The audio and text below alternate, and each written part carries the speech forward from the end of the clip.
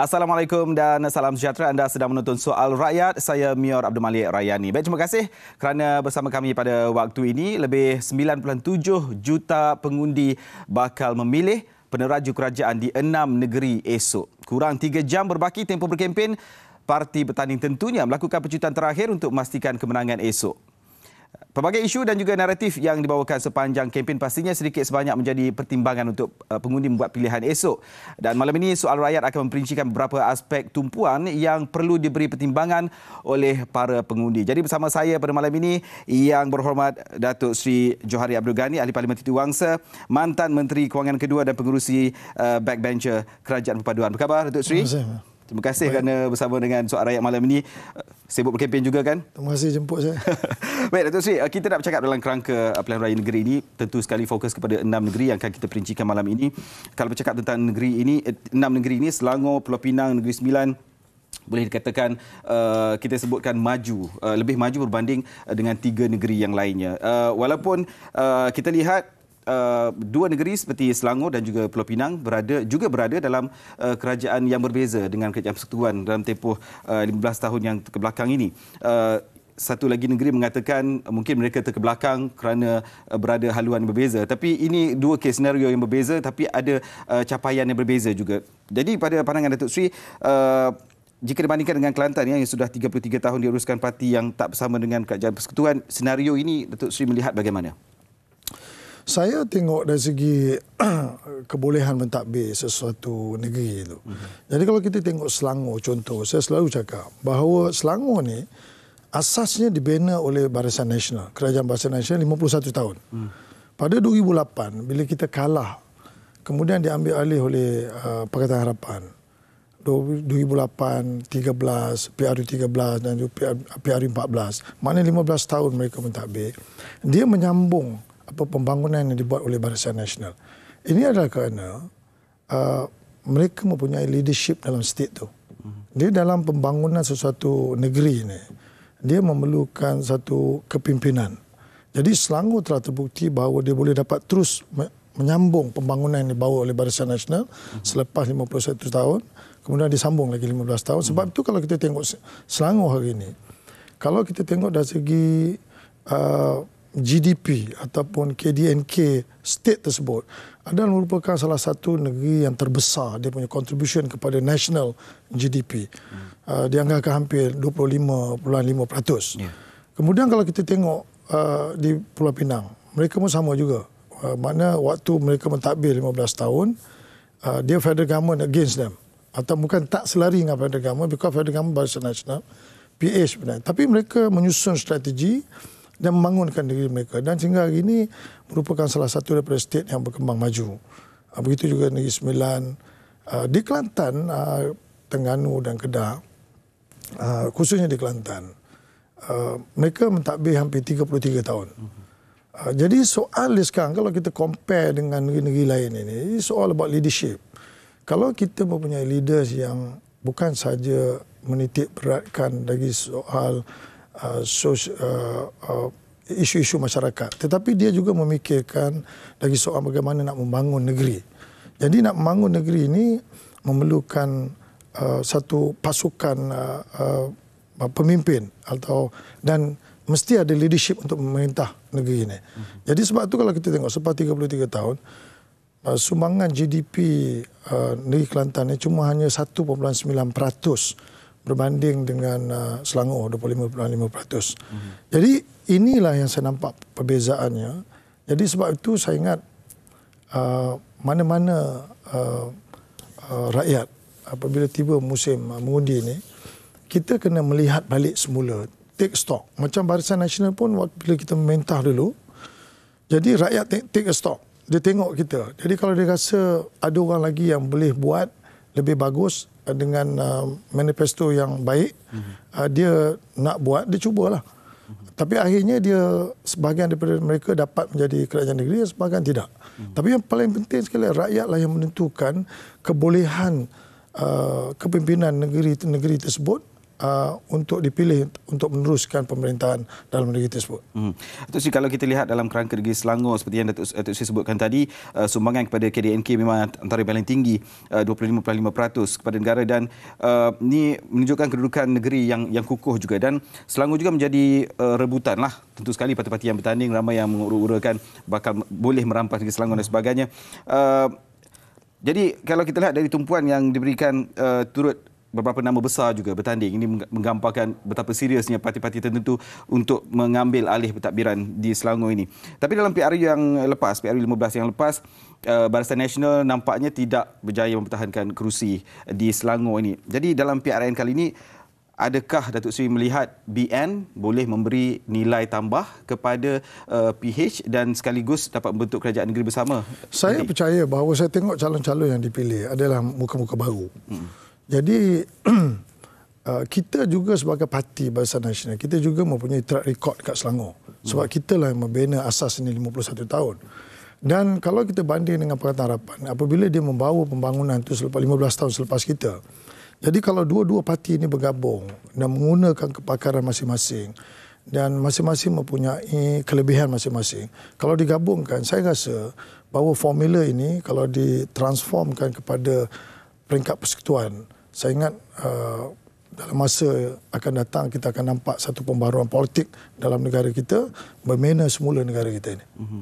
Kalau disebutkan juga di pihak pembangkang, dia mengatakan kalau nak bandingkan Selangor dan Kelantan tu mungkin katanya tidak adil kerana Selangor berada di keliling pusat ibu kota Kuala Lumpur, Kelantan berada jauh. Tapi kalau dari segi perbandingan ekonomi, cara pentadbiran, Datuk Seri melihat bagaimana? Saya rasa mana saja negeri itu terletak, yang paling penting kalau kita diberi masa hingga 33 tahun untuk mentadbir, kita mesti membawa satu pembaruan kepada negara. Tak semestinya you punya GDP sampai 25.5%. Mungkin kalau you boleh dapat 9, 8, sudah tentu lebih baik daripada 1.9%. Kita tengok for example macam Sarawak, ya. Dia very far, dia ada side.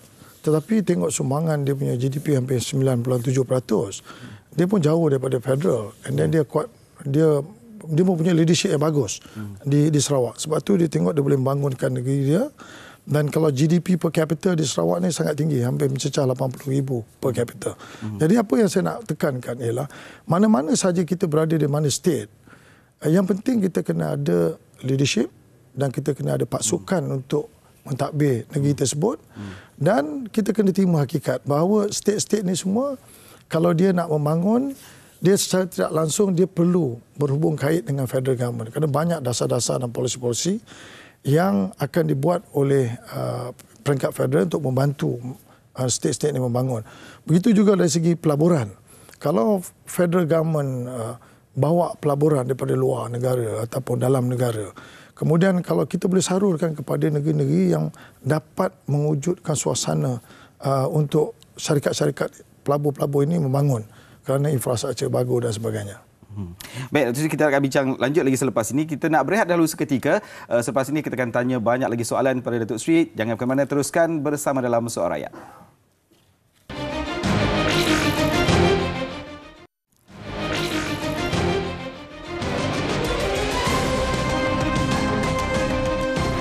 Anda masih lagi bersama dalam Soal Rakyat. Kita masih lagi bersama dengan tetamu kita yang berhormat Datuk Seri Johari Abdul Ghani, Ahli Parlimen Titiwangsa, mantan Menteri Kewangan II dan juga pengerusi backbencher Kerajaan Perpaduan. Datuk Seri, kita masih lagi nak bercakap dalam kerangka perdagangan dan juga perindustrian. Kalau kita lihat dalam kalangan 6 negeri ini, 2 negeri Selangor dan Pulau Pinang adalah negeri perindustrian yang terpenting dalam negara kita dan juga merupakan gerbang masuk dan juga keluar perdagangan negara. Negeri Sembilan juga tak kurang juga pentingnya juga, Datuk Seri. Tapi kita semua mungkin nak mengetahui dengan lebih mendalam, Datuk Seri sebagai bekas Menteri Kewangan Kedua, lebih mengetahui kenapa pentingnya untuk mengekalkan kuasa PH dan juga BN di 3 negeri ini selain usaha untuk merampas 3 negeri yang lain. Kalau kita tengok dari segi konteks negara Malaysia, sekarang ni kita sedang membangunkan negara, memulihkan ekonomi kita. Khususnya apabila kita berdepan dengan COVID 2 tahun, kita agak terbantut pembangunan kita. Tapi hari ini kita dalam proses untuk membangun balik ekonomi. Ekonomi kita 1.7 trilion, size ekonomi.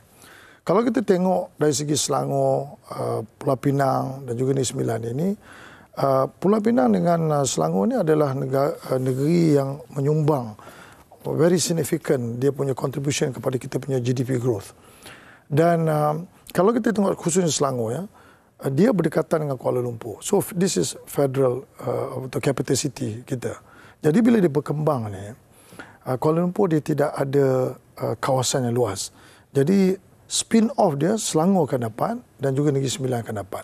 Jadi secara tak langsung apabila federal membangunkan negara ni dan juga ekonomi kita secara keseluruhan, jadi kita perlu melihat kesinambungan dari segi kebolehan state-state ni untuk implement investment yang kita bawa. Khususnya kalau kita tengok di Pulau Pinang, dia ada Penang Port, kemudian dia ada International Port, dan kita juga tengok kalau di Selangor, dia pun ada West Port, North Port, and then dia ada KLIA, ya. And then inilah benda-benda yang boleh membantu untuk kita membangunkan negara dengan lebih cepat kalau kita ada negeri-negeri yang sealiran dengan federal government untuk membangunkan ekonomi. Itu dari segi konsep ekonomi. Jadi sudah tentu kalau kita tengok soal ini, kalau kita tidak dapat mengekalkan dari segi kepimpinan ini, maka kesinambungan strategi ekonomi yang kita bentang, kerajaan hari ini bentangkan, mungkin agak terganggu. Jadi sebab kerajaan hari ini federal government baru 8 bulan. Jadi sesudah tentu memerlukan banyak kerajaan negeri untuk bekerjasama dengan kita untuk membangunkan balik negeri ini dengan lebih pantas. Datuk Seri berada di kerusi pengurusi backbencher Kerajaan Perpaduan itu. Mungkin kalau melihat di aspek tiga negeri ini, mungkin bukanlah kata nak pecah rahsia, mungkin ada perancangan yang lebih besar tentang tiga negeri ini dari aspek perdagangan. Kalau tengok apa ni PMX punya strategi ekonomi ya. Kalau kita tengok dia bentangkan apa ni dia punya 10 inisiatif tu, tapi saya nak sentuh dari segi nak mengembangkan saiz ekonomi kita daripada tangga 38 dalam dunia nak jadi 30. Jadi itu memerlukan satu effort yang sangat penting untuk kita pastikan bahawa semua negeri-negeri yang ada terlibat daripada Kelantan, Terengganu, Kedah mesti turut serta untuk terlibat secara langsung kita nak mencapai target ini dalam masa 10 tahun. Ya, daripada tangga 38 nak jadi 30. Begitu juga dari segi kita punya competitive index. Sekarang ni kita competitive index kita World Competitive Index kita tingkat 27. Target dalam Yang Amat Berhormat Perdana Menteri punya target dari segi ekonomi, unjuran ekonomi untuk 10 tahun akan datang, kita nak bawa kita punya competitive index ni ke tangga ke-12. Sudah tentu nak dapat daripada 27 ke 12 ni, dia tak boleh hanya Selangor, Penang saja ataupun Negeri Sembilan ataupun Johor. Dia nak kalau boleh semua, supaya semua rakyat boleh dapat meningkat. Jadi kecekapan untuk kita mentadbir setiap negeri ini akan sumbang kepada kompetitif kita. Dari cara perjalanan kita punya kerajaan negeri, kita punya PBT, bila pelabur datang, kalau dia choose katakan Pahang, Terengganu atau Kedah ataupun Kelantan, dia nak dapat dari segi kecekapan mentadbir kerajaan itu sama dengan negeri-negeri macam Selangor dan Negeri Sembilan. Itu Negeri Sembilan ataupun Pulau Pinang yang mana ditadbir hari ini. So jadi apa yang kita perlu tekankan bahawa strategi ekonomi yang dibentangkan ini juga dia mengait di antara satu sama lain di setiap state termasuklah Sabah Sarawak. Dan salah satu lagi indikator yang kita lihat bahawa strategi ekonomi ini bukan saja dia berunsurkan kepada data-data yang untuk membangun ekonomi, tetapi juga unsur-unsur yang menyebabkan confidence level rakyat ataupun pelabur tinggi, iaitu mengurangkan rasuah indeks. Kita punya rasuah indeks kan tingkat 62, jadi target nak sampai 25 dalam dunia. Jadi ini semua adalah proses yang perlu dibuat untuk memberi keyakinan kepada pelabur sama ada luar atau dalam negeri. Baik, kita nak beralih kepada isu yang lebih direct ataupun menjurus terus kepada kempen PRN kali ini. Perikatan Nasional menjadikan tema ataupun kempen kali ini tertumpu kepada isu nasional berbanding isu tempatan ataupun isu negeri. Jadi adakah pada pengamatan Datuk Seri yang melihat ataupun turun padang sekali berkempen, melihat adakah rakyat pada kali ini cenderung untuk mengundi parti yang mereka harapkan, yang membawa isu-isu nasional ataupun isu-isu negeri atau tempatan? Dia sebenarnya pengundi-pengundi kena tahu bahawa ini adalah proses memilih kepimpinan di peringkat negeri. Dia tidak akan mengubah kedudukan federal government. Kerana federal government dia dah stabil. Ada 148 ahli parlimen. Ya. Kemudian kita ada akta lompat parti. Orang bukan boleh cross tak untuk pasal sekarang ni. Ya. Jadi yang itu sebenarnya adalah cuma propaganda politik. Ya. Yang paling penting dalam soal kita mengundi kerajaan negeri ini, kita nak tengok apakah isu-isu dalam negeri-negeri tersebut yang tidak dapat diselesaikan, yang memerlukan federal government help. Jadi yang ini kita nak kena, pengundi kena tengok. Contoh kalau macam di Kelantan, ada masalah besar dari segi air contohnya kan. Sudah tentu kita nak kena ada satu kerjasama dengan kerajaan federal supaya kita boleh memahami dengan lebih lanjut apa masalah ni sampai 33 tahun tak boleh selesai. Jadi ini salah satu daripada itu. Begitu juga macam di Kedah. Di Kedah, dia ada potensial untuk membangunkan negeri ini, terutama dengan dari segi nadir bumi ni atau RE ni kan. Jadi kalau betul kita ada reserve macam tu dan benda ini merupakan satu economic value dalam state tersebut.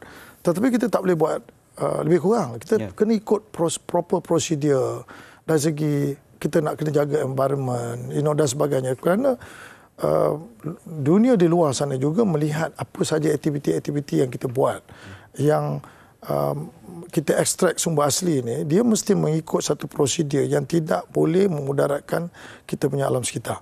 Jadi ada proses dia. Jadi yang ini kena perlu. Kita tak boleh main pasal benda tu ada di Kedah dan kita boleh teruka begitu saja. Tak boleh. Dia kena ada sistem dan prosedur. Kalau kita tak ada undang-undang, maka kerajaan negeri kena cadangkan kepada kerajaan persekutuan apakah yang sebaiknya perlu kita buat supaya apa yang berlaku di Kedah ni kalau dia maju, federal government juga dapat manfaat kerana ekonomi secara keseluruhan akan dibangunkan dengan lebih pantas. Jadi itu yang sebab saya cakapkan. Dan soal pilihan raya untuk 6 negeri ini ada lebih kepada mencari kepimpinan di peringkat negeri. Yang disebutkan propaganda politik tadi, sejauh mana pada pandangan Datuk Seri ia dimainkan? Tapi saya rasa pengundi-pengundi kita ni pun, dia orang ni pun dah faham soal politik ni. Kadang-kadang bila orang cerita apa cerita pun dalam politik ni, akhirnya dia akan buat juga keputusan mengikut penelitian mereka masing-masing. Sebab most of kita punya voters ni bukan macam 60 tahun dulu. Mereka ni semua well educated, Kalau dia ada dulu nak jumpa pengundi yang tak pergi sekolah dah tak boleh dah sekarang. Sekarang ni semua minimum ijazah lah. Master, PhD, mereka tahulah. Kalau kita cerita pasal corruption dia faham. Cerita pasal ekonomi dia faham. Cerita soal kepimpinan dia faham, kan? Jadi kita tak boleh kita berpolitik ni hanya dengan menggunakan propaganda lepas tu kita akan menang. Akhirnya kalau pengundi termakan sekalipun, you tak boleh deliver kepimpinan state tersebut. Dinamika politik kita sekarang ni kata orang mendewasakan pengundi. Baik, ada lagi banyak perkara yang kita nak bincangkan selepas ini. Kita nak berehat dulu, Datuk Seri. Kembali selepas ini dalam Soal Rakyat. Yang kemudian teruskan bersama kami di TV3.